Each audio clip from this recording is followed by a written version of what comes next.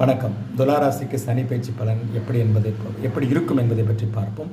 நீதி, நேர்மை, சத்தியம், தர்மம் என்று பேசும் துலாராசி நேயர்களே, உங்கள் ராசிக்கு இதுநாள் வரை அவர் 6ஆம் வீட்டில் இருந்தவர், 5ஆம் வீட்டில் இருந்தவர் 6ஆம் வீட்டுக்கு செல்கிறார். 5ஆம் வீட்டில் ஆட்சி பலத்தில் இருந்ததை விட 6ஆம் வீட்டுக்கு போவது ஸ்தான பலத்தின் மூலியமாக ராஜயோக பலன்களை அடுத்த 2.5 ஆண்டுகளுக்கு உங்களுக்கு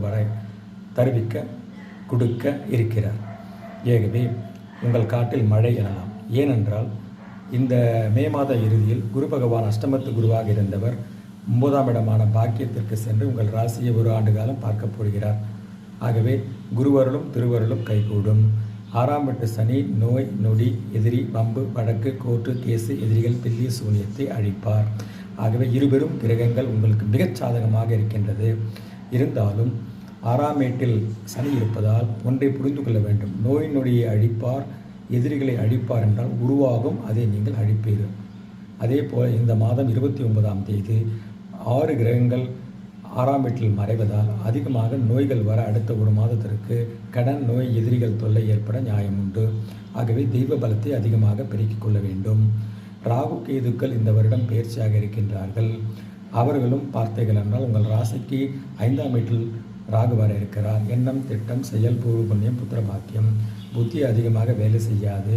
காரணமே இல்லாமல் மனதில் ஒரு பயம் குடிகொண்டு உங்களை தொல்லைப்படுத்தும்.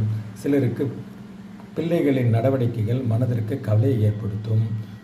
அதே போல் 11ஆம் வீட்டிற்கு போகும், லாபஸ்தானத்திற்கு போகும் கேதுவால் உங்களுக்கு அடுத்த 18 மாதங்களில் லாபங்கள் அள்ளி கொடுப்பார், முயற்சிகளில் வெற்றியை கொடுப்பார். ஆகவே பிரமாதமாக அவர் 11ஆம் வீட்டிற்கு செல்கின்றார். ஆகவே சனி பகவானும் குரு பகவானும் மற்றும் கேது பகவானும் உங்களுக்கு அள்ளி யோகங்களை கொடுக்க தயாராக இருக்கின்றார்கள். நீங்களோ சத்தியம், தர்மம் என்று பேசுபவர், யாருக்கும் சாயாதவர். அதனால் தான் உங்கள் ராசியில் துலாசு ராசியில் சனி பகவான் உச்சமடைவார் கோச்சாரத்தில் வந்து இருக்கும்போது. ஆகவே இந்த காலத்தை அடுத்த 2.5 வருடங்கள் நல்லாக உழைத்து உபயோகித்துக் கொள்ளுமாறு வேண்டிக் கொள்கிறேன். சுபம். இந்த வீடியோ உங்களுக்கு பிடித்திருந்தால் சப்ஸ்கிரைப் செய்யவும், நண்பர்களுக்கு ஷேர் செய்யவும், கமெண்ட் செய்யவும். நன்றி.